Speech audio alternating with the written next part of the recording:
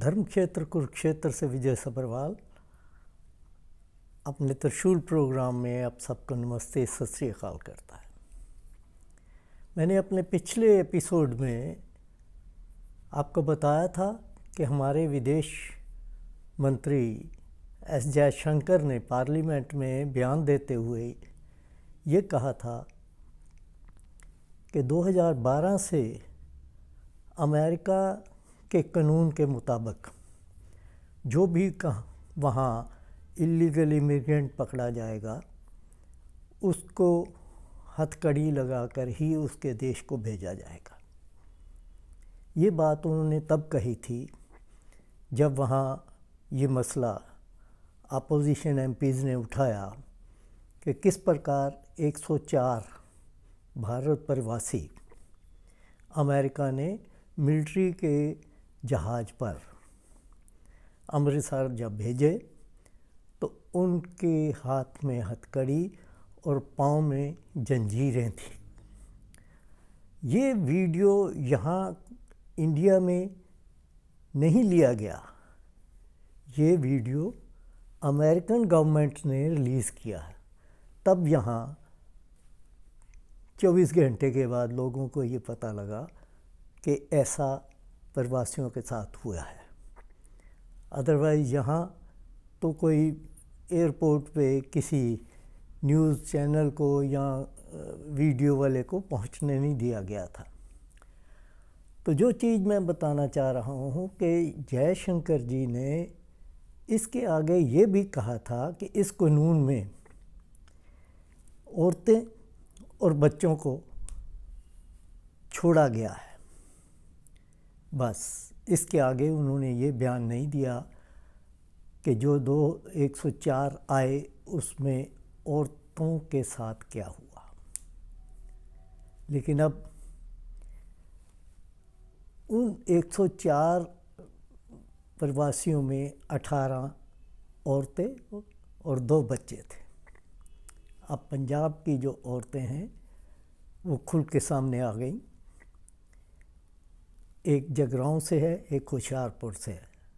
उसने कहा कि सब औरतों को हथकड़ी 40 के 40 घंटे लगी हुई थी जब वो एयरपोर्ट विमान में थे। सिर्फ 2 बच्चियां जिनकी उम्र 5 साल और 7 साल थी वो बिना हथकड़ी के थी।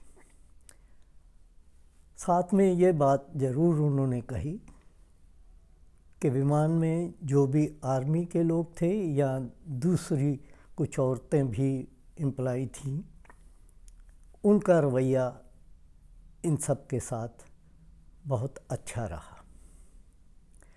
तो ये बात मैं इसलिए कह रहा हूँ कि हमारे विदेश मंत्री बातें छुपा रहे हैं और इस प्रकार से बातें कर रहे हैं जैसे वो अमेरिका के विदेश मंत्री हों, उस चीज़ को जस्टिफाई करना हो और कोई अगर ज्यादती हुई है तो उसको छुपाना कैसे है। वैसे तो ये रिवाज ही हो गया है हमारे देश का कि पब्लिक को कोई ऐसी चीज़ पता ना लगने दो जिससे सच्चाई सामने आए। सच्चाई को दबाओ, झूठ बोलो, इतना झूठ बोलो कि झूठ ही सच लगने लग जाए। लेकिन इन चीज़ों का वाह जो है देश को भारी नुकसान भुगतना पड़ता है।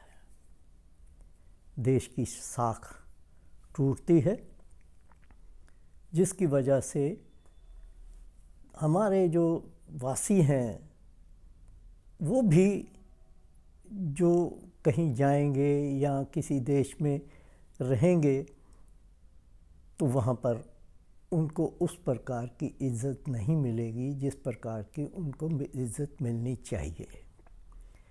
ये बात अलग है कि अमेरिका का कानून ये है, क्योंकि मुझे एक अमेरिकन सिस्टम के जानकार ने ये बताया कि अमेरिका में हथकड़ी हर उस आदमी को लगती है जिसने कुछ काम गलत किया हो।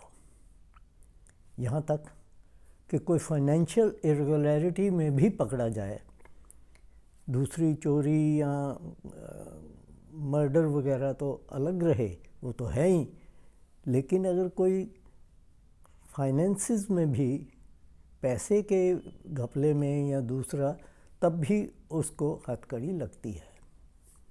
तो हथकड़ी लगना उनका कहना था कोई ऐसी चीज़ नहीं जो अमेरिका ने गलत कर दी गई हो, क्योंकि उनके कानून के मुताबिक ये जितने भी वहाँ लोग डोंकी सिस्टम से गए, बिना डॉक्यूमेंट्स के गए, वो क्रिमिनल हैं। तो क्रिमिनल्स के लिए जो उनका कानून है वो उन्होंने लागू करना है।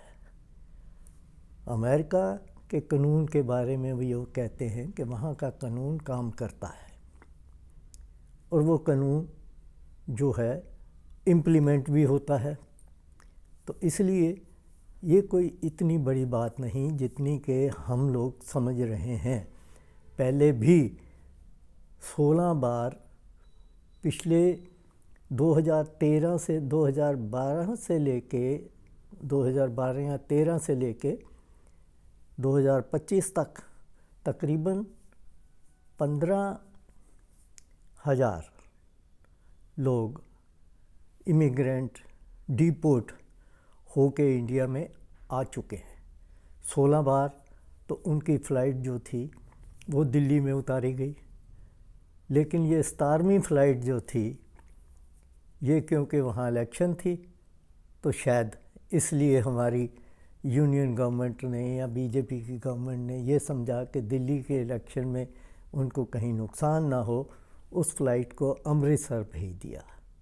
अब अमृतसर उतरने से वो बात खुल गई और ये हम सबको पता चल गया कि हमारे प्रवासी जो हैं वो किस हालात में यहाँ पहुँचे हैं। और प्रवासियों की हालत अगर मैं ये बताऊँ, जिस प्रकार से मैंने गांव में जाके उन लोगों की इंटरव्यू ली है, तो वो अपनी ही जगह पे डरे बैठे हैं। हरियाणा में अभी सिर्फ 3 FIR हुई हैं, एक अम्बाला में, एक करनाल और एक हिसार, और शायद 2 या 3 पंजाब में हुई हैं।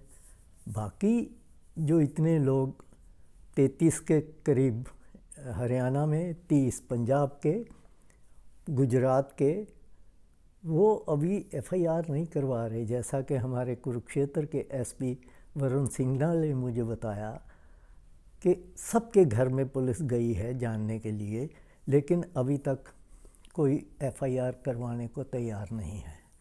वो ये कहते हैं कि हम सोच के बताएंगे। और इसका रीज़न ये है कि वो लोग कोशिश ये कर रहे हैं कि जो एजेंट जिन्होंने उनको भेजा था, अगर वो उनके पैसे वापस लौटा दें तो वो चीज़ ढकी की ढकी रह गई। क्योंकि डोंकी रूट से जिस प्रकार कोई गया है वो भी उतना ही मुलजिम है, क्योंकि रास्ते में उसने कितने कंट्रीज़ का फेक डॉक्यूमेंट्स बनाकर वहाँ की एंट्री ली। तो ये लोग अपनी इस वजह से भी डरे बैठे हैं।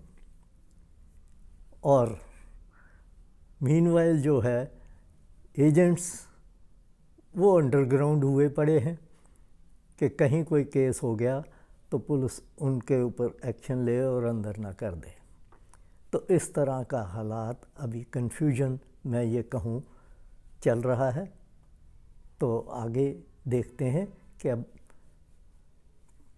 483 के 84 के करीब और आ रहे हैं, तो फिर उसके बाद बताएंगे कि आगे क्या हालात डंकी टूर के बारे में निकल के सामने आते हैं। बस आज इतना ही, फिर मिलेंगे। आप सबका धन्यवाद।